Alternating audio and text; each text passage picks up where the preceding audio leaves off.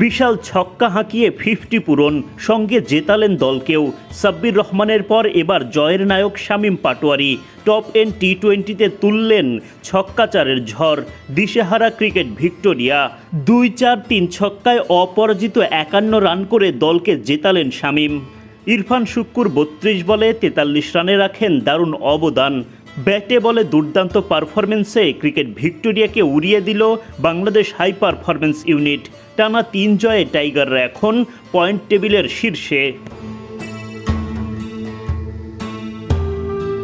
সোমবার top and টি-20তে cricket ভিক্টোরিয়ার মুখোমুখি হয় Bangladesh high performance unit. Toss জিতে আগে বোলিংয়ের সিদ্ধান্ত নেয় বাংলাদেশ। শুরু থেকে ভিক্টোরিয়াকে চেপে ধরেন টাইগার বোলাররা। ইনিংসের দ্বিতীয় ওভারেই স্পিন জাদু দেখান মোহাম্মদ রুবেল।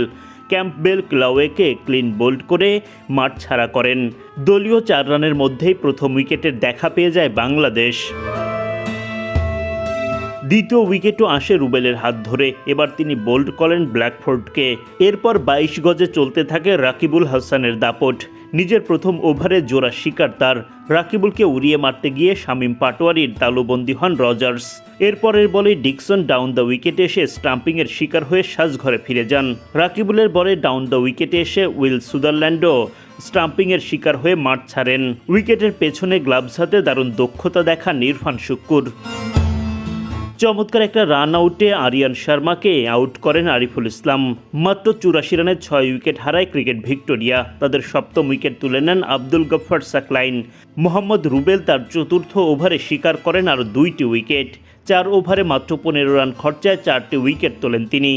49 রান করা স্যাম হার্পারকে আউট করে ক্রিকেট ভিক্টোরিয়াকে অল আউট করে দেন রিপন মণ্ডল। তাদের পুঁজি থামে 131 রানে।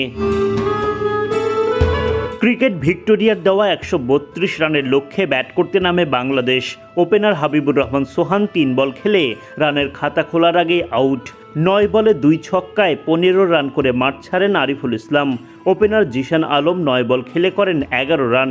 মাত্র 29 রানে 3 উইকেট হারিয়ে চাপে পড়ে বাংলাদেশ। দলের অন্যতম সেরা ব্যাটার সাব্বির রহমান 14 বল খেলে 5 রান করতে পারেন। এরপর দলের হাল ধরেন শামীম পাটোয়ারি ও ইরফান শুক্কুর। তাদের জুটি পার করে 50 রানের গণ্ডি। দলীয় পুঁজিও ছাড়িয়ে যায় 100 রানের মাইল ফলক। শামীম শুক্কুরের ব্যাটে জয়ের পথ সহজ হতে থাকে বাংলাদেশের। ক্রিকেট ভিক্টোরিয়া প্রাণপণে চেষ্টা চালিয়ে চ্যালেঞ্জ তৈরি করলেও শেষ পর্যন্ত ম্যাচটি জিতে নেয় বাংলাদেশ হাই পারফরমেন্স ইউনিট।